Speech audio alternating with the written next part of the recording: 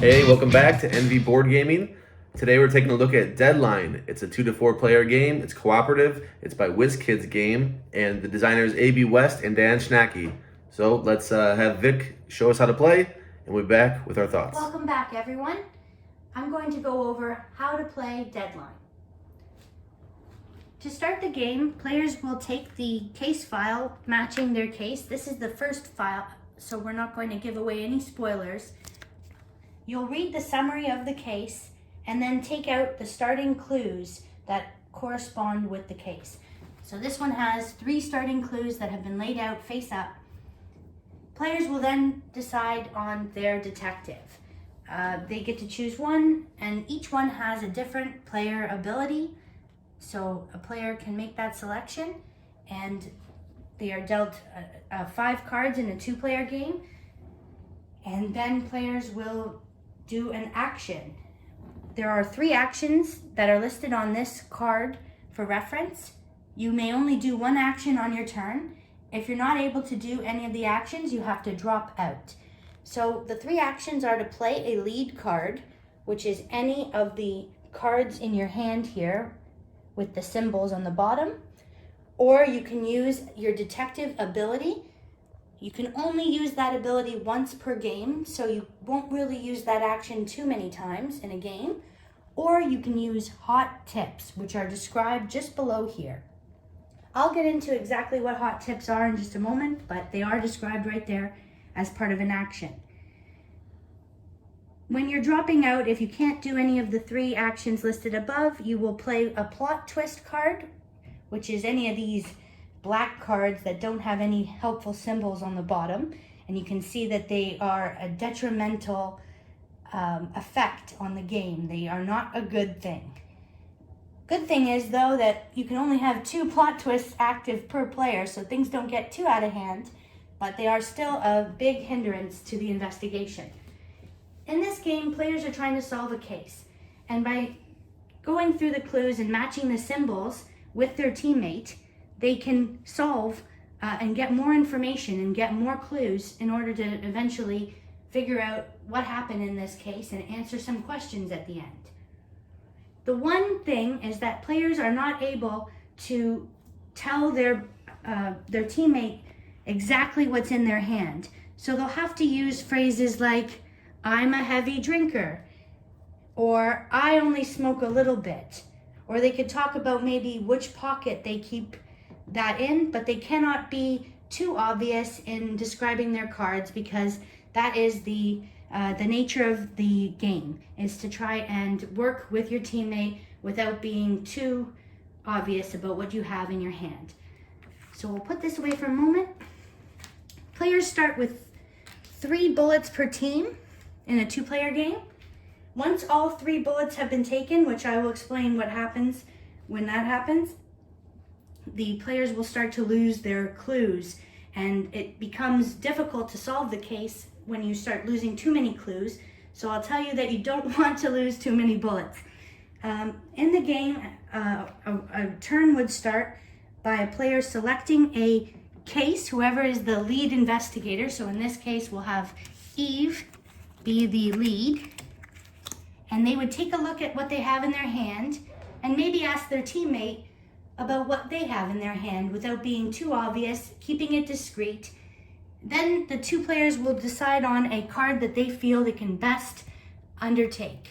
So in this example, we'll just take this one, the Candle Cafe, and we want to go to the scene of the crime, ask some questions. So players will play a card, the lead investigator starts, they place this card, and the other one will need to match the symbols. So they can do something like this, but they would lose the cigarettes. They could not do something like this because the cigarette doesn't match the hat, but they could certainly cover it up if they wanted to. And now they have 1 cigarette matching and 1 drink. As you see, this player played a card that has a matchbook on the top, so that will allow us to flip this over. I mentioned the hot tips earlier on your action reference card. You'll notice that when the matchbooks are flipped up, there's a flame that's revealed. Once you have 2 flames, you can draw 1 card. 3 flames, you remove a plot twist, or 4, you can remove 2 plot twists. which is very handy. So as cards are played out, the player will be able to add more matchbooks if they are available on the card. Not all lead cards have matchbooks on them, as you can see. So it is a little tricky to get those hot tips. They're not easily spent. And that's an example. Players will continue going back and forth, matching in the event that they can't play a lead card, and maybe they have a handful of plot twists, or they just can't match a symbol at all. They could choose to drop out. If they do drop out, they need to play the plot twist if they have it, and then discard the remainder of their hand. They can no longer participate in solving this clue. If the other player were to fail completely and could not continue in this case either on their own, which does happen quite often, that is when a bullet would be taken away from the game. If that happens 3 times, then we'll start taking away, as I mentioned before, from your valuable clues. And you'll never know the information, and it becomes harder to solve the case. Once players feel comfortable and they've revealed enough, so if we would have solved this one, you'll notice that we get a new clue, we get more information about the case, and we can continue to do our investigation, or we could decide as a team that we have enough information and proceed to the case questions book, which will allow us to answer some questions inside. So critical questions, who killed this person, what was the woman's motive, things like that. And when they feel comfortable enough, they can look at the solution book and take a look at what those answers are. Because each case is unique, I will not show you the answers so I don't spoil anything for you, but that is the gist of the game. Players are working together to solve a case, get clues, and continue getting information. All right, so on to our review of Deadline. For this one, I am going to score it a 6.5. It is a very okay game. I like that it's cooperative. Vic and I like to play cooperative games when we're feeling less competitive and want to help each other out. So some things I like about the game. I do like the abilities, although I will say a lot seem more powerful than others. So we'd always just skip over some of these. Like, we can kind of tell which ones we're leaning toward. Mm-hmm. I like the matchbooks. I like getting the hot tips. Cool idea. It kind of makes you play cards differently because you want to get these for your teammate. Mm-hmm. Some things I don't like. I don't like trying to be hidden information as far as trying to say stupid things like, my cash, I carry my cash in my right pocket. Well, it's pretty obvious what that means. So, and that they actually, you're trying to get a theme of the game, but that doesn't really work for me. So you're pretty much just telling me what I need to know. We're just throwing theme at it, I guess, somewhat. And if you can call that theme, you're pretty much saying that I have cash at the right slot of this when you say I have cash in my right pocket. Okay, that's not that clever to me. I don't enjoy that. So it does take the game down a few notches. If I were to recommend a game in this genre, I would recommend Grizzled as opposed to this. What do you think, Vic? Wow, I'm surprised by your score. I liked it. I always like this game. 8.1. It doesn't seem like it when we're playing getting beat or we're struggling. I know that I get a little frustrated sometimes because this game can be mean to you.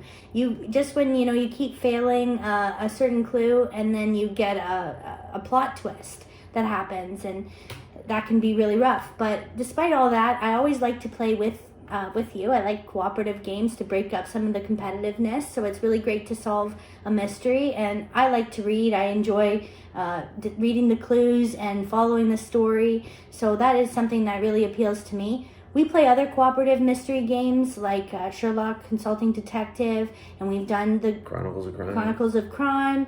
So we are familiar with mystery games, and we've had a lot of fun with them. Do you play any mystery games or detective style games, and are they co-op? Let us know in the comment section below what games you enjoy playing. And don't forget to like this video and subscribe if you have not already. Thank you so much for joining us today. Bye. Bye.